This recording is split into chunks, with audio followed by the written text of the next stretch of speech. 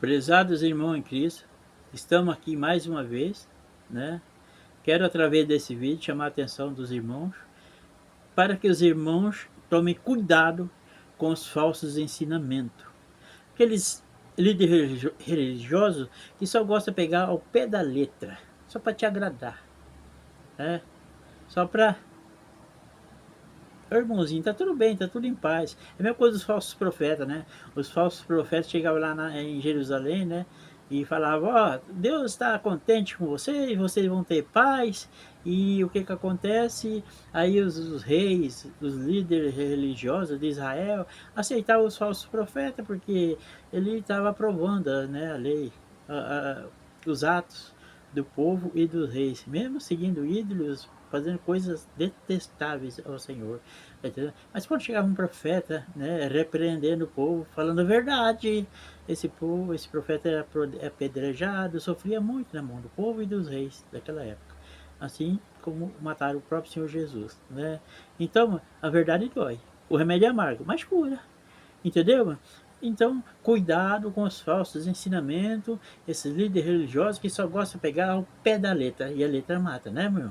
Então, vou mostrar aqui em Deuteronômio uma passagem muito conhecida, tá entendendo? Eu vou ler ela, meu irmão, só para agradar você, tá entendendo? Ó, só pra, entendeu? Deuteronômio 28, 12, né? É, você Vocês emprestarão a muitas nações, porém não tomarão emprestado. O Senhor os porá por cabeça e não por cauda. Só estarão por cima e não por baixo. Olha, irmã, bonita, né?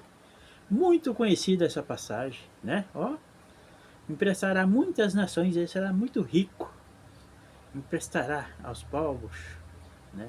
Sempre estará por cima, tá entendendo? E estará por cabeça e não por cauda, né? Muito, muito conhecida essa passagem aqui. Entendeu, meus irmãos? Aí vamos ver a verdade sobre essa passagem? Resumindo, quando Deus colocou o povo de Israel na terra de Canaã, Deus falou assim, Israel, está aqui uma boa terra, mas também está aqui minha lei. Se vocês seguir tudo, cumprir tudinho a minha lei, virá bênção sobre vocês. Se vocês quebrar a minha lei, virá a maldição. Está entendendo? Aí o que que acontece? Deus colocou a vida e a morte diante do povo de Israel, o bem e o mal, para o povo seguir. Dou um exemplo para vocês. Se a lei de Deus dada através de Moisés para o povo de Israel, se ela tivesse 60 itens da lei, 60 pontos, e se o povo de Israel seguisse 59 pontos da lei e quebrasse um item da lei, um ponto só, já vinha todas as maldições sobre o povo de Israel. Está entendendo? Então, essa passagem aqui, que nós acabamos de ler, 28, 12, 13, onde que fala, emprestará muitas nações, mas não, você não precisa tomar emprestado, Deus te colocará por cabeça e não por cauda. Está entendendo, irmão? Essa aqui é uma promessa feita de Deus para o povo Israel. Quando o povo Israel entrou na terra de Canaã, é uma promessa sobre condições, condicional. Vocês cumprem isso, você recebe isso. Entendeu? Essa aqui, mano, é uma promessa decorrente se o povo de Israel cumprisse toda a lei dada através de Moisés. Aqui em Deuteronômio, o povo não tinha nem entrado na terra de Canaã, mas Deus, através de Moisés, estava avisando ao povo, ó, cumpra a minha lei. Se nós for aqui em Deuteronômio 28, 1, diz o seguinte, né? É Deus falando para o povo de Israel através de Moisés. Se vocês ouvirem atentamente a voz do Senhor, seu Deus, tendo cuidado de guardar todos os seus mandamentos que hoje lhe ordeno, o Senhor, seu Deus, exaltará vocês sobre todas as nações da terra.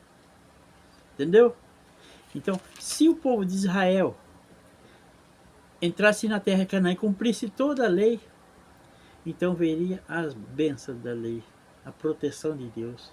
Então sim, a nação de Israel se tornaria uma nação riquíssima. Ela poderia emprestar para o mundo inteiro, mas não precisava pegar dinheiro emprestado. A nação de Israel seria colocada por cabeça e não por cauda. Uma bênção que nem o povo de Israel conseguiu, tá? Nem o povo de Israel conseguiu, porque o povo de Israel entrou na terra Canaã, virou as costas para o seu Deus e começou a seguir ídolos, entendeu? É uma promessa de Deus sobre uma condição, condicional, tá? Agora, se o povo de Israel, nem o povo de Israel conseguiu essa benção, será que alguém vai conseguir essa benção dando dinheiro para Deus? Através de dízimo, oferta? Eu falei isso porque os líderes religiosos, eles gostam muito de ler essa passagem, tá entendendo? Mas sem nenhum entendimento. Se o povo de Israel não conseguiu essa benção, alguém vai conseguir dando dinheiro para Deus? Dízimo, oferta, entendeu?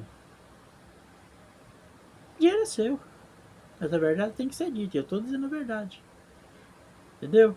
Então cuidado com os falsos ensinamentos que só pega ao pé da letra, tá? Aqui, meus irmãos, continuando. Eu vou ler uma passagem também muito conhecida, muito linda, é uma passagem muito bonita.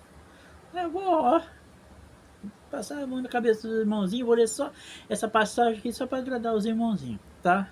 Isaías 1:18. Aquela passagem que diz o seguinte: ainda que os seus pecados, irmão, seja como a escarlata, eles se tornarão branco como a neve. Entendeu, meus irmãos? Então o que que acontece? É uma passagem muito conhecida, muito lida, né? E muitos líderes religiosos gostam de ler essa passagem para agradar os irmãozinhos. Mas nós temos, irmão, conhecer a verdade. Nós temos que buscar a verdade. O remédio é amargo, mas cura. Tá? Esse daqui, mano, é uma promessa sobre condição. Condicional. Tá? Você não pode ler só o 18.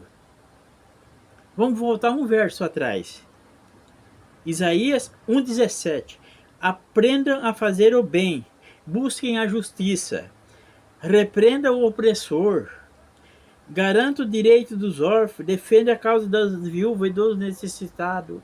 Então sim, vinde perante mim e os seus pecados se tornarão branco como a neve. Entendeu, meus irmãos? Os seus pecados se tornarão branco como a neve, é uma passagem sobre condição. Você faça isso e recebe isso. Tá? E que as pessoas só gostam de ler o 18.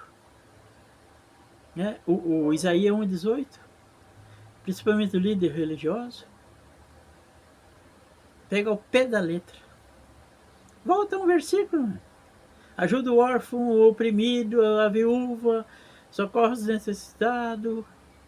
Então, sim, Deus falando. Aí você vinde perante mim e os seus pecados se tornarão branco como a neve. Irmão, cuidado com os falsos ensinamentos, tá? Continuando aqui, meus irmãos, nossos estudos. Vamos ver agora uma passagem muito conhecida também. É Efésios 2:8, tá? Efésios 2:8. Muito conhecida essa passagem, muito lida pelos líderes religiosos, né? Efésios 1, Efésios 2, capítulo 2, versículo 8. Porque pela graça vocês são salvos, mediante a fé. Né? Efésios 2:8. Porque pela graça vocês são salvos, mediante a fé. Isso não vem de vocês, é um dom de Deus. Tá? Muito conhecida nessa passagem, né? Ah, eu sou salvo pela graça. Mas os líderes religiosos, as pessoas só com ler esse daqui, continuam lendo. Um pouco mais embaixo. Veja o 2:10, Efésios 2:10. Pois somos feitura de Deus em Cristo Jesus para as boas obras. Entendeu? Então não adianta eu ficar ali só, porque pela graça sois salvo. Mas se você ler no 10, Efésios 2:10, diz: somos feitura de Deus, feitos por Deus, para as boas obras. Quer dizer, Deus nos fez para as boas obras. Entendeu? Aí sim. E não ficar só lendo o Efésios 2:8. Esquece do 2:10. Entendeu? Resumindo, eu tenho que praticar boas obras não para me salvar. Eu tenho que praticar boas obras porque é uma ordem do Senhor. E eu amo o Senhor, então eu tenho que praticar boas obras. Entendeu? Somos feitura de Deus para as boas obras. Entendeu? Lá em Tiago, nós vimos lá várias passagens chamando que a fé é morta sem as obras. Então fica só aqui. Ah, somos salvos pela graça, somos salvos pela graça. Somos feitura de Deus para boas obras. Árvore sem fruto, né? Já ouviu falar da árvore sem fruto? Será cortada, tá? Amém? Continuando aqui, meus irmãos, o nosso estudo, mais uma passagem que muito lida também, muito comentada, muito conhecida, né? E em 2 Coríntios 9:6. Isto afirmo: aquele que semeia pouco, também colherá pouco. E o que semeia com fartura, também colherá com fartura. Muito lida essa passagem, muito conhecida, né? Principalmente entre os líderes religiosos, né? 2 Coríntios 9:6. Quem semeia pouco, colherá pouco. Quem semeia muito, colherá muito. Entendeu?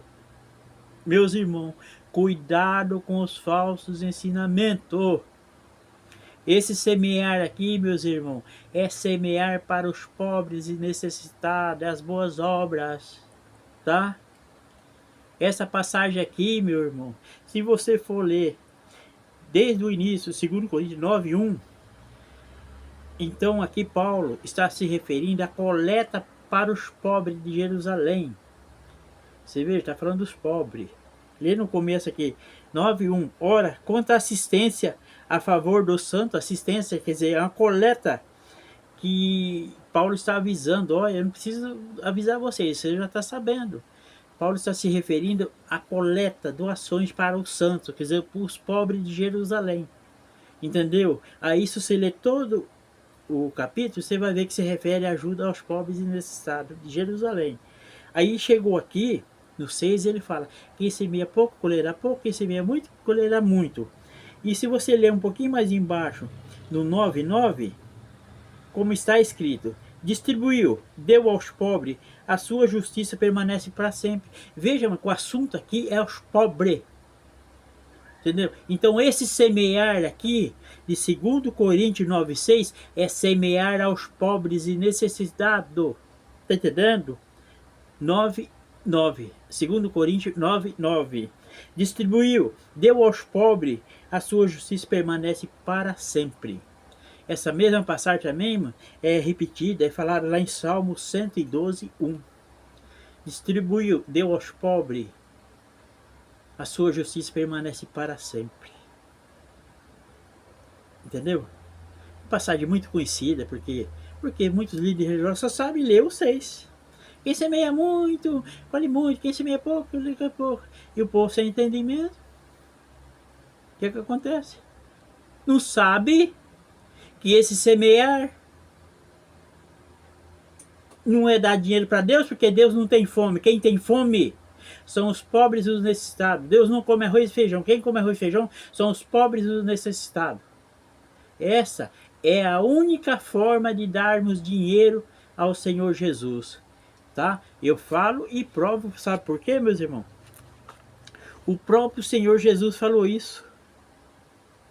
Onde que ele falou isso, mano? Mateus 25, 40. O rei respondeu-lhe e dirá: em verdade lhe digo que sempre que fizeram um desses meus pequenininhos, irmão, a mim o fizeram. Entendeu, mano? Então vou voltar um pouquinho mais atrás aqui, ó. Em Mateus 25:34. Voltando um pouquinho mais atrás, tá? Então o rei dirá aos que estiverem à direita: venha, bendito do meu Pai, venha herdar o reino que está preparado para vós, desde a fundação do mundo, porque tive fome e vocês me deram de comer, tive sede e vocês me deram de beber, era forasteiro e me hospedaram, eu estava nu e vocês me vestiram, enfermo e me visitaram, preso e foram me ver. Então os justos perguntarão: quando, Senhor, que vimos o Senhor com fome e lhe demos de comer, ou com sede e lhe demos de beber? Quando foi que te vimos, Senhor, forasteiro e te hospedamos, nu e vestimos?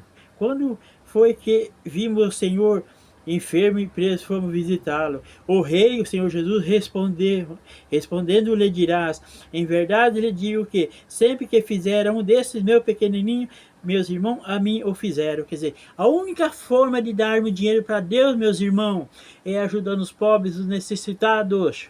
Está entendendo? Não é eu falando, é o próprio Senhor Jesus falando aqui. A única forma de dar dinheiro a Deus, está entendendo? É ajudando os pobres, os necessitados, está entendendo? E é o que mesma coisa que fala lá em 2 Coríntios 9:9. Tá entendendo? Quem semeia pouco, colherá pouco. Quem semeia muito, colherá muito. Esse semear aqui é semear aos pobres e aos necessitados. Entendeu, meus irmãos? Então, eu quero alertá-los.